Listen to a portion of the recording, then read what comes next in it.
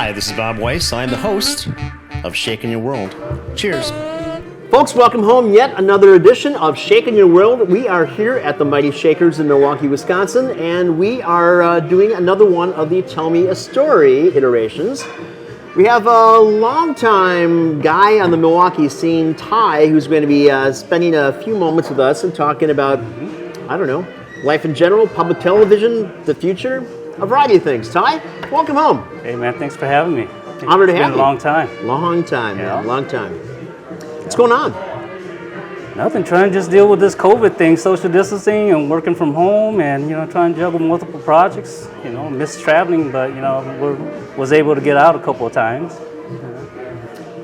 Well, I appreciate you coming here. So, away from the pandemic situation that we've all been encumbered by for the last year, what is your typical day? What is your typical week? Just hustling.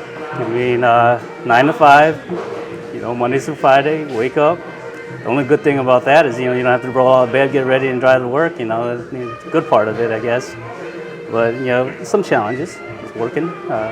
Public television has been interesting, trying to make content without having contact with people in general. So it has been a challenge, but, we got a great team over there, and, we're able to get some good content out there, good information out there for the community. So very proud to be a part of that.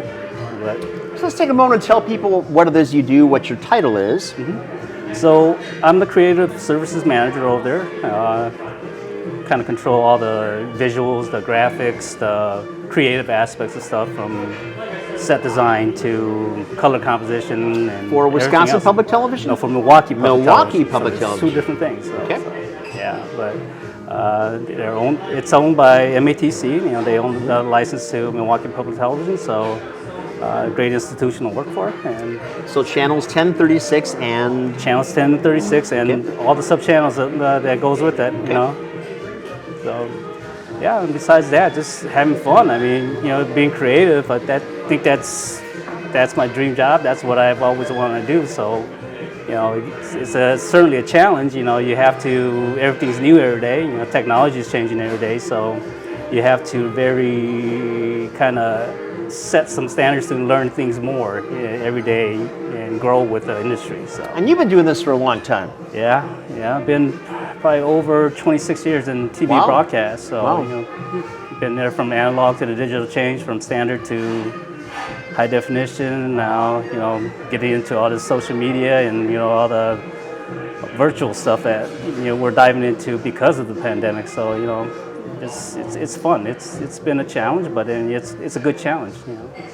So even more than the changes at Milwaukee Public Television, the changes in Milwaukee itself in the last 26 years have to be significant. Yeah, it has. In general, as a community, I think in my community in general, I think it has changed a lot. There's my community is growing. They're prospering. Obviously, a lot of our Hmong community members are growing out of poverty and becoming self-sufficient and independent and financially. So we have doctors, we have lawyers, we have a current judge here now that's in Milwaukee. I'm very proud of her. So we're moving here. Excellent. Can you give us some idea of the most interesting stories that you personally have put together, been a part of in the last 26 years? I would say one of the ones that I was very involved in was definitely highlighting some of our Hmong community businesses up in the Wausau area, the ginseng farm, the Hmong ginseng farmers, and just seeing how they grew, how they become so how would I say, without being so big-headed, so self-independent and helping other people now, So beyond self-sustaining, they really have laid a foundation for the future of bringing the next generations on. And in many ways, I must say that the ginseng produced in the state of Wisconsin, much of what you're talking about is regarded as the finest in the world. Yeah. It's the finest in the world. And, Kudos.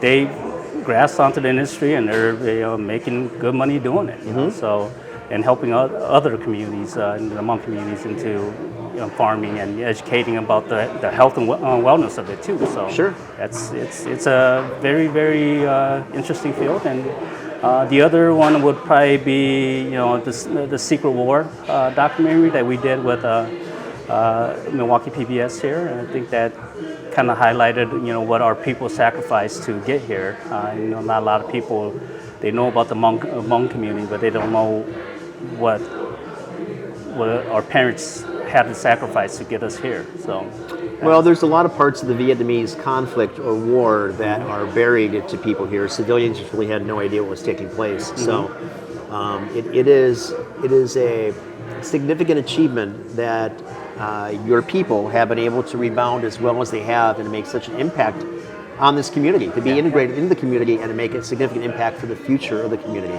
Kudos for that. yeah, thanks. So what about other things that are away from perhaps the Hmong community that you've covered?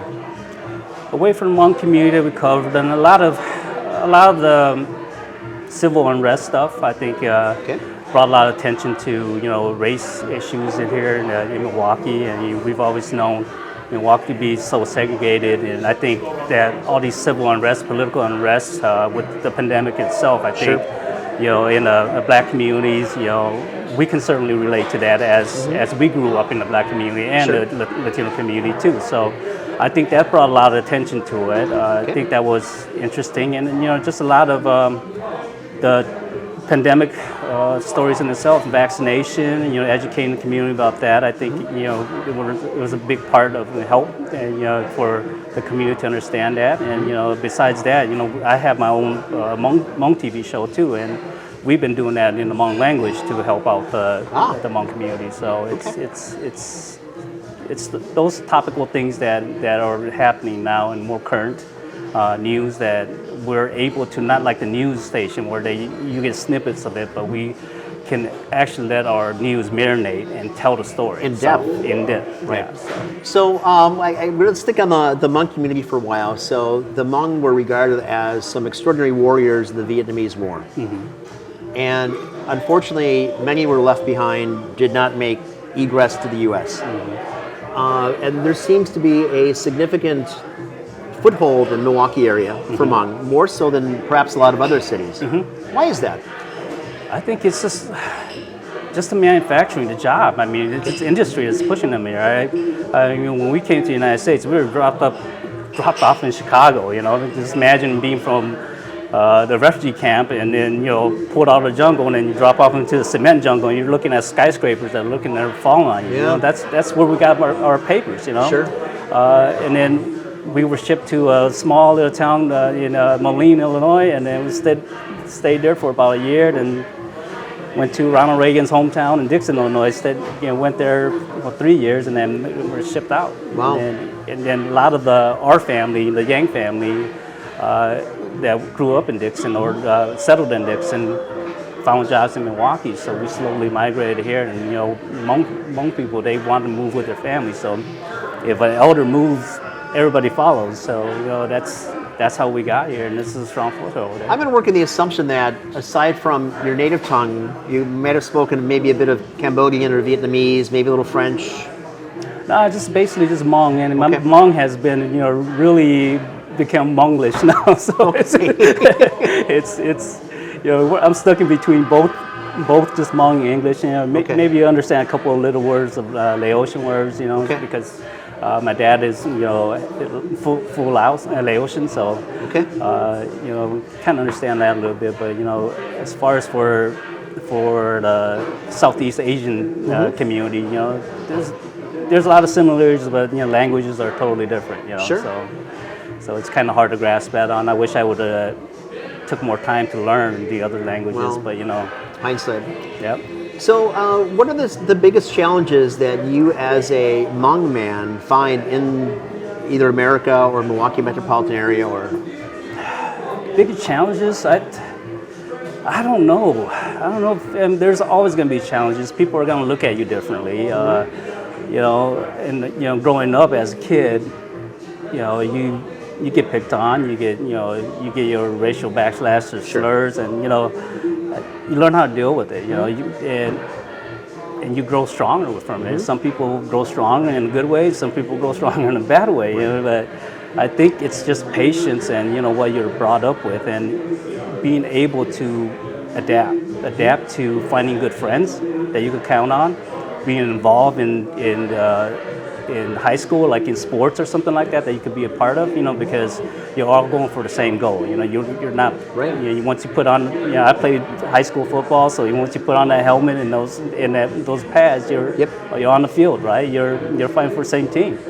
So I think that kind of helped me out a lot. But, you know, I'm not afraid of challenges. You know, I'm not afraid of challenges to wherever I go and wherever I do nowadays. You know, I think it's just growing a tough skin and being patient and, you know, striking when it's the right time. You know, so I don't back down from fights. I don't. Well, I'm interested in your story because, you know, obviously you've got significant challenges coming from another country, coming from this really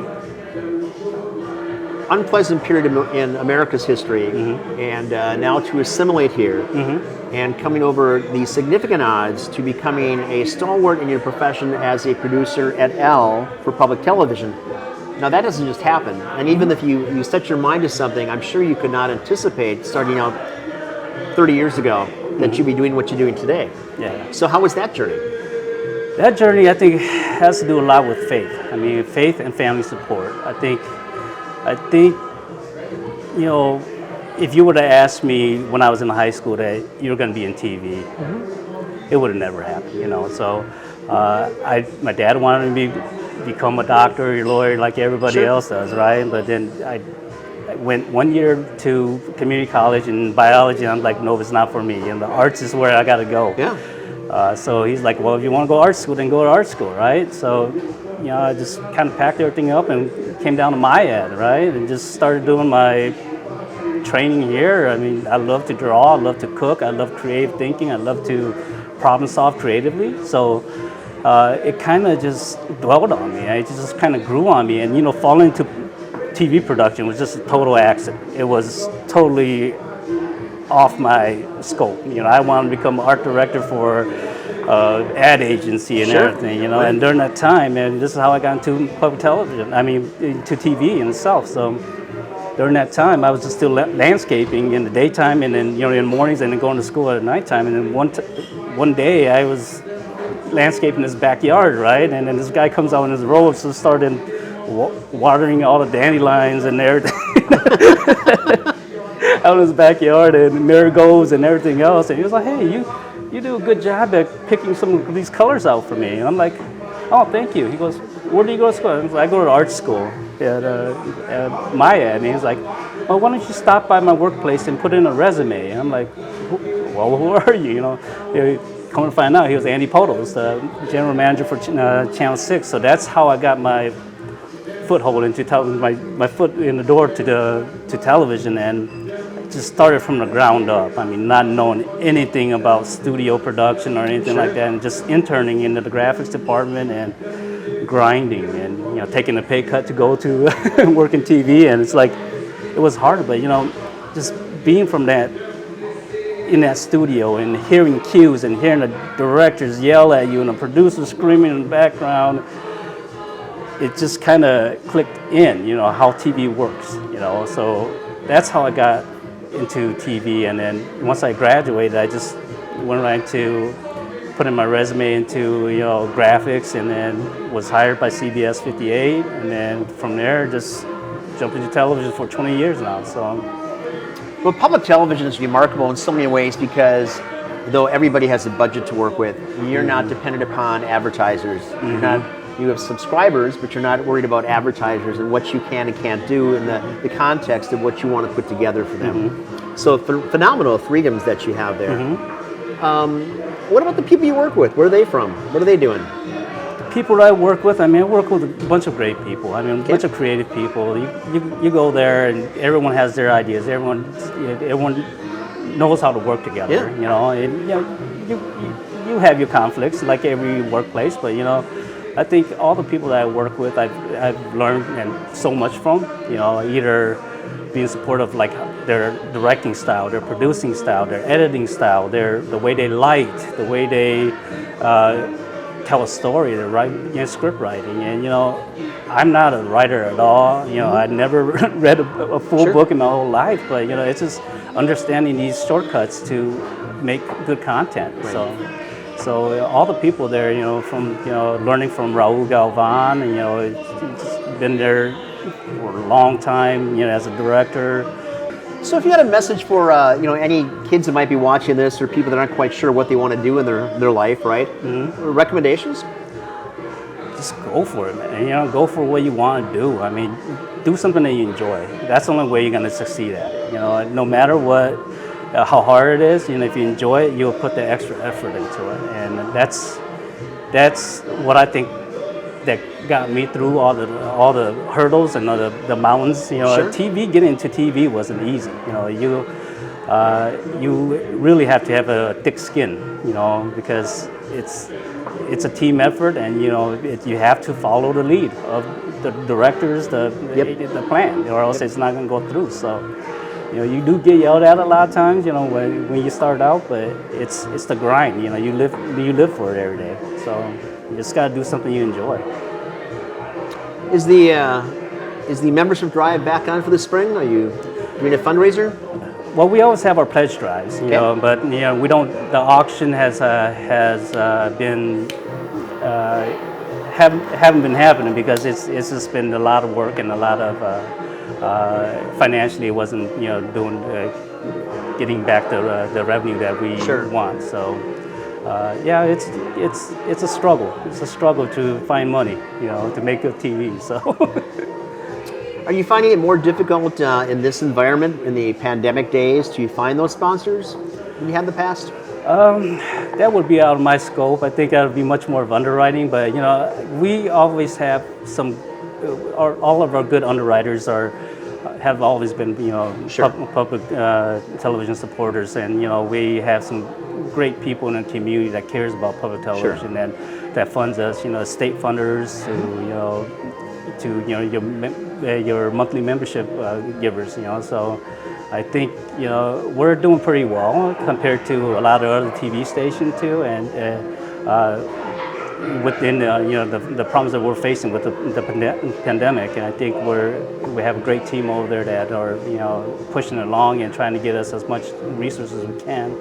And we're so lucky to have MATC to be the backbone of this public television. This is a great community for things just like that. Yeah. So absolutely. 5 years from now, what are you going to be doing? I don't know. It's I don't even know. I just want to do something that I enjoy, and I'm enjoying it now. So I can't really say that 5 years from now. What I'm doing, I'm probably going to be doing something in the video and TV still. Sure.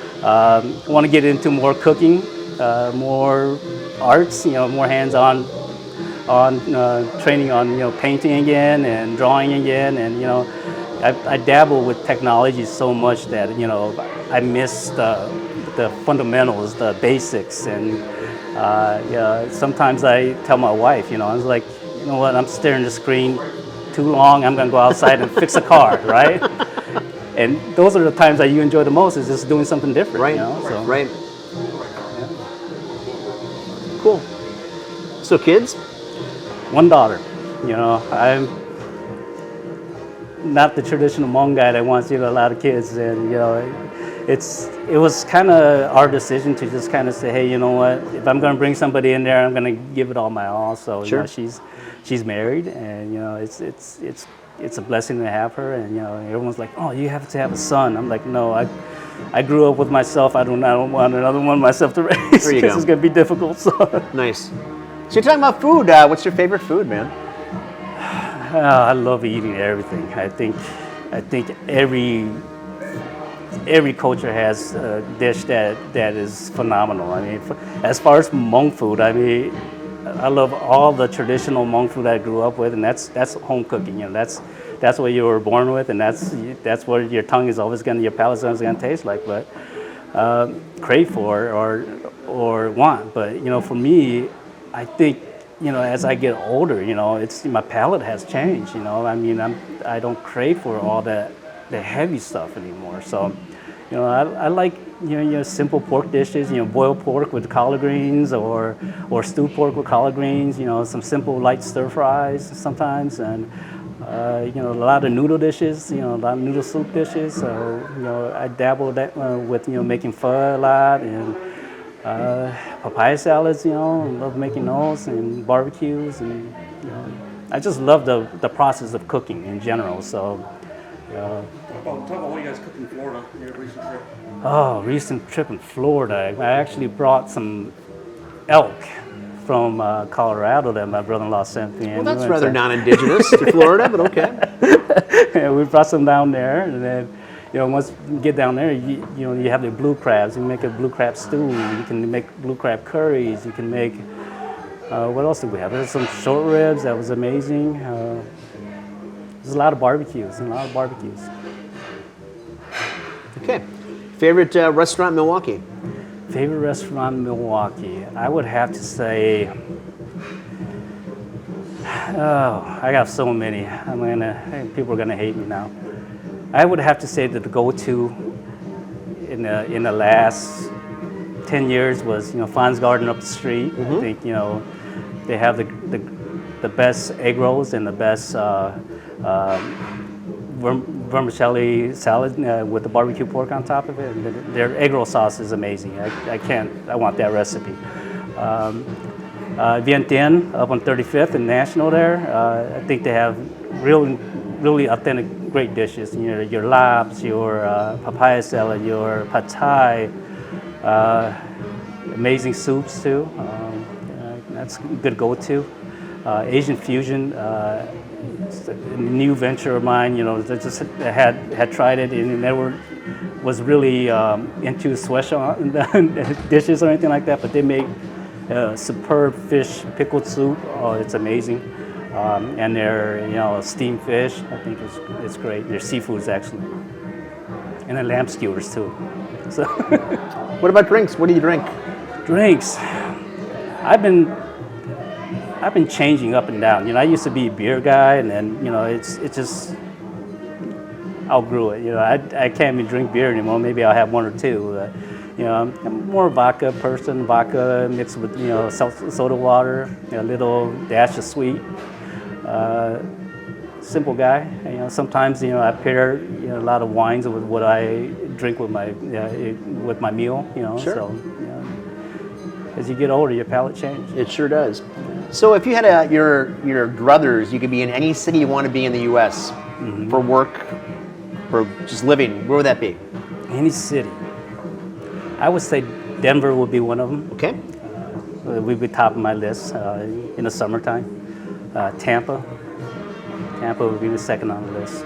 I think this past 2 months, I think we've been there 3 times already. Oh, so, my. Just for long weekends and getaways. Yeah. And, a lot of family stuff too, but. Sure. Yeah. Cool. Talk about this Shakers is haunted and ask about Asian ghosts and his own experience. Asian ghosts. Well, Thay, you well know that Shakers is considered one of the 5 most haunted bars in the country. So we I heard. appear on all sorts of things. So I've heard. And we do over 10,000 ghost tours per year just for the ghost tours, not to mention our other historic tours or the other cities that we're in. I've always been curious about the Asian culture and take because we get a lot of people from all sorts of backgrounds here, and yet we don't get a lot of Asians coming through here to take our ghost tours. Why is that? Asian, you don't mess with something that you don't know about. Okay. But I don't know. I just don't dabble into a lot of that stuff. I mean, I'm not. I believe that they're spirits. I believe that they're ghosts. I don't taunt them. They're gonna chill. They're gonna chill. I'm gonna leave them alone.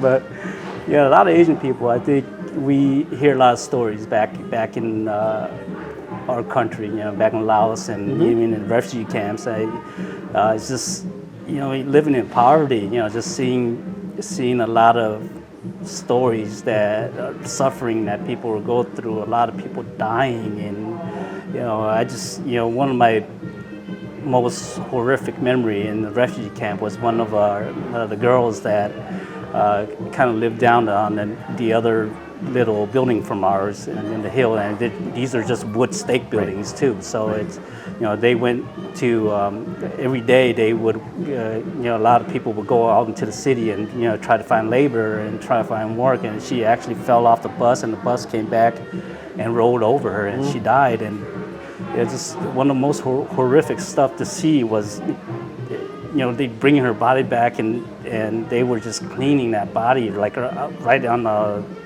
table, and it's just everyone's crying, and the mourning sounds of the mothers and the fathers just screaming, and the drums, and it's terrifying for me. And we hear stories about it all the time, and for me, I'm a very spiritual person. I think I'm very sensitive to that, so I kind of don't dabble into it that much, so I'm not scared of it, but they You don't go out of your way to encourage it. Okay. Yeah.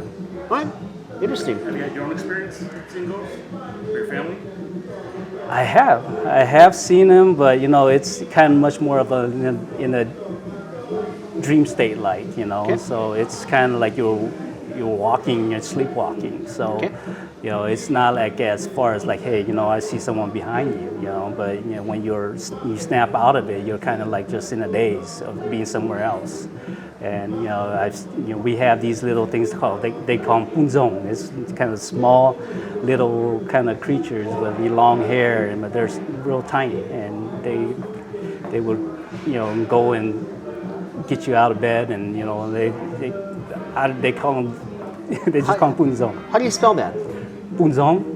I don't know how to spell it in Hmong. I just know how to pronounce it, but it's Pu is P-U-J, and Zong, I think it's NTXO or something. Okay. Interesting. So are they spirits that are derived from living people, or are they spirits of something else, or? I'm thinking they're spirits from that are from living people that are shifters too, and there's also like kind of stories of like monsters where they call them pico koi, like kind of like the more Latin type of monsters that you can hear up in the mountains screaming and things. So like more that. demonic, or? I think they're just more creatures. Okay, Yeah. we'll go with that. Is there any device that you can use to help you to get in touch with something, different potions or something that would help you? My dad's a pastor, so Okay. we're Christians, so I pray a lot. Sure. But that's all we rely on. Yeah. A lot of the people that still practice shamanism, they do other practices from that, in which I don't know too much about. Sure. But, they, Got it. If you'd ever like to spend the night in the penthouse, Thay, we'd be more than happy to have you up there. Yeah. Can you explain what the shaman experience is like? I don't know too much about shamanism. I've seen them. They're much more of like, from what I know, they're much more of spirit guiders. So is that from the Hmong side, or is that Laotian or Cambodian? Mainly from the Hmong side. Okay. Mainly from the Hmong side. Hmong and much more just ancient Chinese practices. So a lot of animal sacrifices. And, that's It all seems part to be of, around the world, actually. That's all part of tribal practices too. Yeah. So that's kind of strange how this world is. Is there an elemental factor that goes along with this? So things derive from the world, and you're communing with that? Not to suggest that you are, but you're okay. Yeah, Okay. not that, no. Yeah. All right. Cool. What do you enjoy? I know you. Give me some context. What do you enjoy in life? I mean, you obviously are living it. So, best places to travel for you. I like, for the most part, I like places that are warmer. I like almost any island. For the culture, not Delana Beach. I like a lot of things in Central and South America. I certainly like Europe, though, as well. So if I had my druthers of a place I could finish off my life in, it could be northern Spain, southern France. It could be somewhere else in the Mediterranean. Or it certainly could be in Costa Rica. I like that. I like Colombia. I like a lot of places. So, what about Shakers? What's your connection that makes you want to keep this business going? We do outrageous numbers. Beyond the business capacity, our reach is far beyond Milwaukee. Any given day, half our clientele is from outside the metro area. In fact, mostly from Chicago and beyond. And we've been here for 35 years. And I like to think that, as we always say at staff meetings, we're not better than any other place in Milwaukee. We're just much different. Mm-hmm. We offer much different things. We have a much different following. Our clients are generally much better educated and in tune with many events that take place, and have opinions that are formatted upon reason and logic, as opposed to just something you read in the paper or a soundbite somewhere on the internet and you're spouting off on that. And that makes a big difference. The ability to converse with someone is key for me. There's no monitors here, there's no sports here. It's the interaction and play between people that I think is paramount. So that's a huge attraction to me. Personally, I get to play in the kitchen with whatever I like, and I like to do things that are very definitely outside the realm from Milwaukee. And the same thing with our spirits offerings here. We have things that you cannot find sometimes in the U.S. And that's a great attraction to me. But the people, I mean, I've had great staff here for 35 years that are, again, beyond the norm, and they convey that to people, and they just make it into an experience beyond Milwaukee. Love Milwaukee, and there's a reason why I'm here. This is the genesis or basis for all my other businesses and everything I do. But there's something magical about this place, something magical about the building. Obviously, the spirit attachment as well is significant here. And it's opened a lot of doors to me. I mean, I'm a guest host on WLIP. I'll be back on tomorrow at noon in Chicago. Awesome. And that's a really cool ride for me. And I get to interact again with people away from just here. If this was just a bar, I would have ended it a long time ago. But it is a very experiential, so that's part of it. So all your experiences traveling in these different parts of the world and experiencing different culture, what would you think that you learned most? I mean, what's the most valuable you take that you take away? People are people, and I think the ability to let down your own guard and to help them in a way to let down their guard, so we cannot be xenophobic, so we don't look at somebody as being a competitor, an enemy across the table, but to find that human touch, that connectivity, I think is imperative. And not just with people, by the way, I think with the earth itself and with everything in nature. And I think that we have lost much of that as we become so westernized, so modernized, so fast to race into the future. And it's going to be our undoing in my mind. And I think that the way that we have developed robotics, for example, and artificial intelligence, that is going to usurp us in a very short period of time. And then we have no meaning left. Because technology has supplanted us. Makes decisions for you already, you know? Yeah. You're texting and it already finishes off your sentence. Yep. Okay. So, how do you distinguish happiness from financial success? That's fairly easy. I mean, there is obviously a tie for me. I'd like to be successful in what I do. But the human interaction supersedes everything else for me. And it is that one-to-one contact that I'm able to make here or even other places I go to that gives me satisfaction. The ability to make a difference in somebody else's life, the ability to mentor someone in the kitchen or even cooking programs or anything else, to interact with kids and to give them perhaps a view that might be a little different than what they're otherwise given. That opportunity is there for everybody. And if you can find what you really enjoy doing, you should pursue that. And I think most importantly, there are so many naysayers, so many people that want to put you down and want to take away any success that you have, and you have to find a way to not let that impact you and to believe in yourself and to follow your convictions. Convictions, I think, are so crucial to the human experience. And again, something that in this day that we've just kind of let go by the side as we follow the mainstream. So I think my happiness is the positive connections with people. And even on the negative things, I learned for myself about that. And I'm constantly growing. And I think that it's imperative that all people should look at it that way, and they should be open to things. Okay. So relationships come and go. Everything changes. Everything has a lifespan. Every ride has a beginning and an end, right? But those rides that really have significance, you want to find maybe not the same direct contact, but you want to find some contact, some ability to stay tethered, at least to some degree. Because there was something at one point that made a difference to you, a very important difference. So last question. 100 years from now, I won't be here. And you might not be here. This guy. Dream on, Thay. Well, this guy will be. Who be knows? here. No one's gonna be here, right? Maybe this lamp. But what do you want people to remember you by? 100 years from now, time. I have no illusions about that. I'm not even a What do side. you want to leave behind? I'm not even a side note to history. What do you want to leave behind? Hopefully, I've impacted my children in a positive way. Hopefully, I've impacted the myriad 3,000 people that have worked for me in 40 years in a positive way. And hopefully, there's some kernel that they will then have passed along to other people. But I have no illusions that I even mirrored a sentence anywhere. So Excellent. today is so important. It's we learn from history, and you can't ignore history, you can't forget history, and you can't change history. History is history, right? But I think it's the experience, and your mindset is how you approach every day, and how you can try to make every day better for the people around you, and of course for yourself by growing. If you don't grow, if you don't have an open mind, what's the purpose? Exactly. So- I agree. Questions, Patrick? Yes. How has technology changed with MPTC? Because I know you taught there before. Oh my goodness. Programming and everything else, it's got to be shifting, right? And you're talking about technology and TV broadcast. I think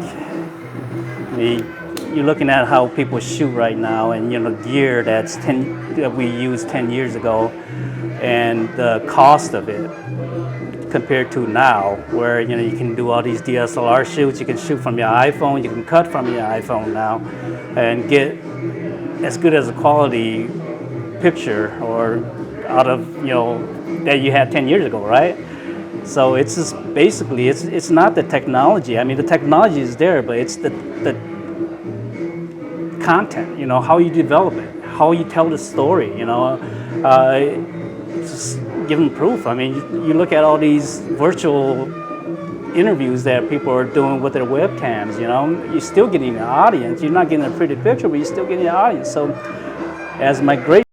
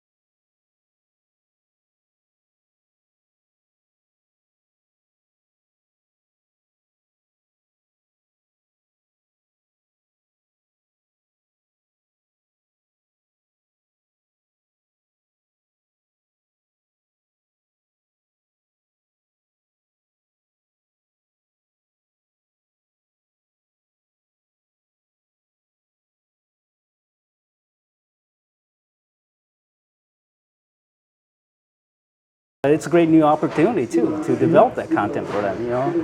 And they can, if you can have kids watching for hours on end with a kid opening up an egg, that's and then they're making good money off it. That's amazing. That's amazing. So you got to go where the kids are. So wait for the U.S. and this Westernization that we have taking place, and as I get around, I frequently talk about Puerto Rico, and I think it's a shame that Puerto Rico has so enmeshed themselves in a Western mindset that every 3 blocks it's a Burger King, Pizza Hut, McDonald's, right? You can't find Puerto Rican food in Puerto Rico, right? Yeah. And one of the things I like about Cuba is that to this point they are keeping all that at bay, right? And I hope they continue that, because it's much of that authenticity and the ability to go somewhere and experience that, it doesn't matter where it is. Kowloon, for example, you get so many things that are so different than in Hong Kong, and it's just, it's right across. Yeah. So. And I think that is a thing that we have to maintain a better handle on, is where we came from and what we do as a culture, right? Because I think that as things are more homogenized, we just get that much closer to having robots walking around, and that is just it. Yeah, I get that. I get that point. I mean, I was fortunate enough to head back to northern Vietnam in an old village called Melvac, and it was with a great group of friends that we went up there and just kind of toured the old villages where our people came from, and we're basically 5 kilometers from China south border. So, just seeing your people speaking your native tongue, but then they're still living like that 40 years, while our opportunity, by the decisions that we made, we're able to come to the United States and prosper, but you can go back and see how they're still living. Technology, they're there, they still have their cell phone, but they still live daily, walking up that hill, carrying vegetation to go feed their animals. And it was just quite a humbling experience of just seeing where you came from. It's just like walking through a gate to the past and history, and just seeing how strong our people are, how we maintain our culture. You go talk to a family and they look at you and they don't think that you're Hmong, because you're first of all you're bigger than they are. You're probably you're other than different. Them. But right when you start saying that language, they take your hand and come and have a seat with me. Let's talk, and just seeing how they strive to survive there, and they're living every day like that, but they haven't seen technology like we do, so they're used to that. And with us, we lose our cell phone for a day, we go bonkers. So yeah, that was probably one of my best trips, just to go and kind of put your foot back on the ground. So yeah, I encourage anybody that has a chance to go back to see where they come from, to go and take that step and go and see where you really came from, your family came from. What's your worst trip? What's that? What's your worst trip? My worst trip.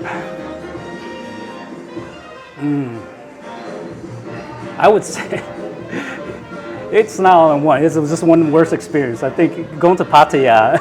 Pattaya was probably one of my worst experiences. And Pattaya is? Pattaya, Thailand. Okay. Yeah, so I think it was just a bad experience in general. So it was just accident. It's just the people are just kind of they're great people, but it's just hawkers there where just trying to grab you and take you. And, you're just trying to have some peaceful time by yourself. But yeah, I would say Pattaya. Okay. Beautiful though, beautiful place. There are many beautiful places. Guatemala is a beautiful place, but it's not a place you want to be. So that's a whole different story, though. Thay, it's been a delight having you in today. Thanks for taking the time out for this, and perhaps as the pandemic continues to clear up and to move on, we can revisit something. Yeah, let's do something. I'd love to get back in that kitchen with you. I would be honored to have you back there anytime you like, my friend, and maybe we'll talk you into staying part of a night at least in the penthouse. Yeah. Thank you very much. Cheers. Folks, for those of you out there, the 4 or 5 that are watching, I appreciate your time. And any questions, please just send them right along to us at shakersmilwaukee@gmail.com. You can find us all over the internet. And most importantly, be good to yourself and to those people you love. Cheers. Thank you.